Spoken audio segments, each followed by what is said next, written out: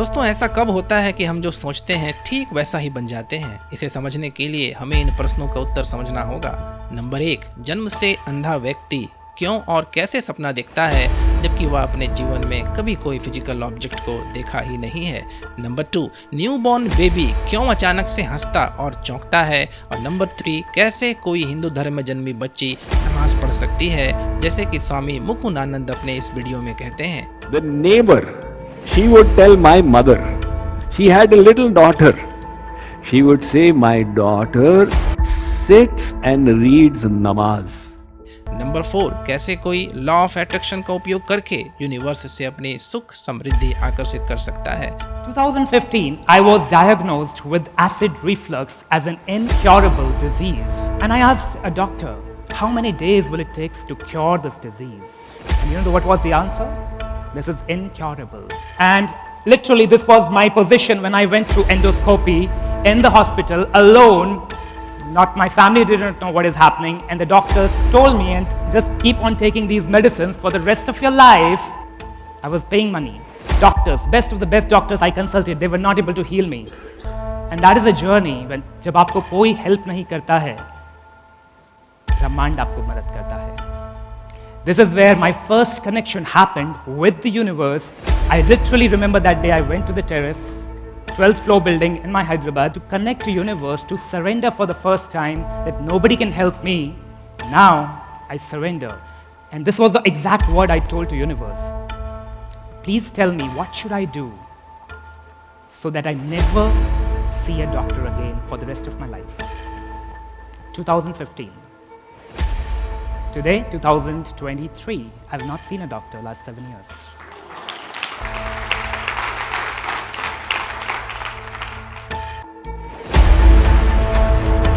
दोस्तों, इन प्रश्नों का उत्तर समझने के लिए हम अपने शरीर को 2 भाग में बांट सकते हैं, फिजिकल और स्पिरिचुअल।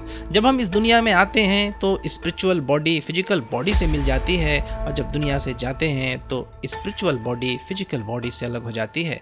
हमारे माइंड का कॉन्शियस पार्ट जो कि 10% होता है यह फिजिकल बॉडी का भाग है, जबकि हमारे माइंड का सब कॉन्शियस पार्ट जो कि 90% होता है वह स्पिरिचुअल बॉडी का भाग है। हमारा सब कॉन्शियस माइंड ना ही कभी सोता है ना ही कभी मरता है। यह पास्ट में हमारे साथ था, प्रेजेंट में हमारे साथ है और फ्यूचर में भी हमारे साथ रहेगा।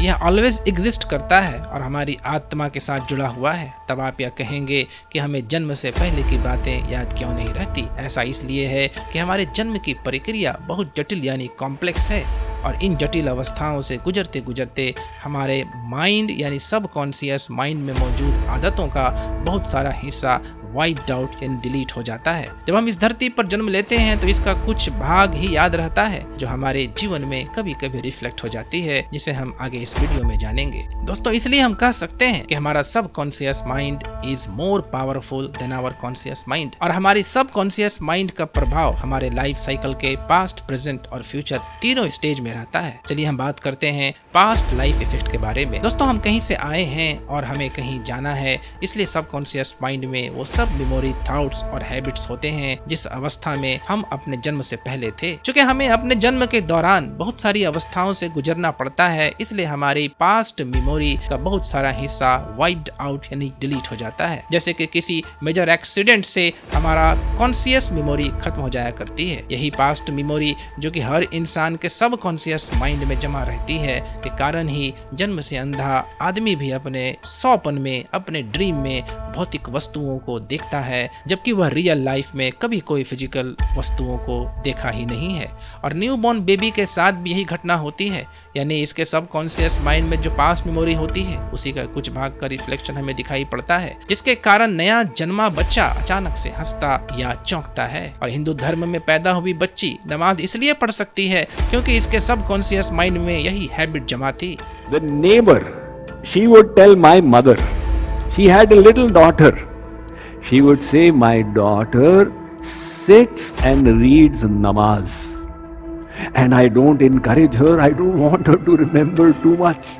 स्वामी मुकुंदानंद चूंकि पूर्ण जन्म पर विश्वास रखते हैं, इसलिए इनके अनुसार चूंकि बच्ची पहले जन्म में मुस्लिम थी, इसलिए इसके सब कॉन्शियस माइंड में नमाज पढ़ने की आदत मौजूद है और वह यह एक्टिविटी कर रही है। यहाँ पर मैं एक बात कहना चाहूँगा, जो लोग पुनर्जन्म पर विश्वास रखते हैं और जब आदमी हर जन्म में किसी भी धर्म का भाग हो सकता है तो लोग आखिर धर्म के नाम पर लड़ते क्यों हैं?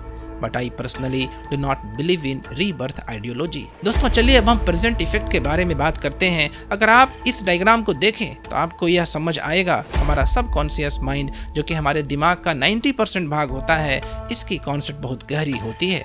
यानी यह समुद्र के गहराई से भी कहीं ज्यादा गहरी है। मैं आपको इसे आसान भाषा में समझाता हूँ। हमारा सबकॉन्शियस माइंड एक विशाल ऊर्जा का स्रोत है।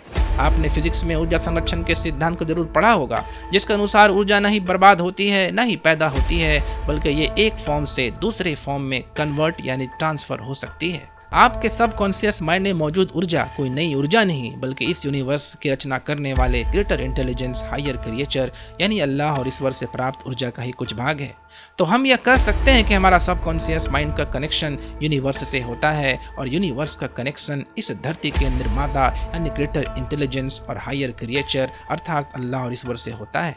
इस दुनिया में जो कुछ भी सुख समृद्धि है वो अल्लाह और ईश्वर के ऊर्जा के कुछ भाग का ही चैनलाइजेशन है, जो यूनिवर्स के द्वारा हम तक पहुंचती है। हमारी सुख और समृद्धि इस बात पर निर्भर करती है कि इस यूनिवर्स से कितना पॉजिटिव एनर्जी आप अपनी ओर आकर्षित कर पाते हैं और कितना एब्जॉर्ब कर पाते हैं।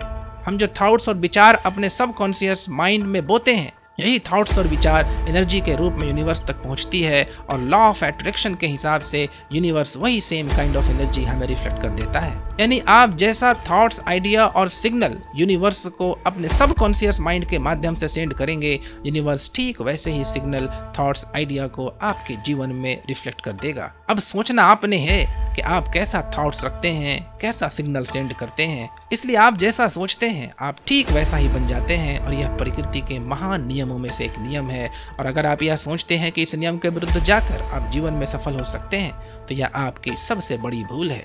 अगर मैं इस वीडियो के टेक अवे की बात करूं तो आपको सबसे पहले अपने सबकॉन्शियस माइंड को रीप्रोग्राम करना सीखना होगा। आपको अपने सबकॉन्शियस माइंड के माध्यम से सिर्फ वही सिग्नल और एनर्जी आपको यूनिवर्स में सेंड करना होगा जिसे आप अपने जीवन में साकार करना चाहते हैं। अब आप यह पूछेंगे कि हम अपने सबकॉन्शियस माइंड को कैसे रीप्रोग्राम कर सकते हैं।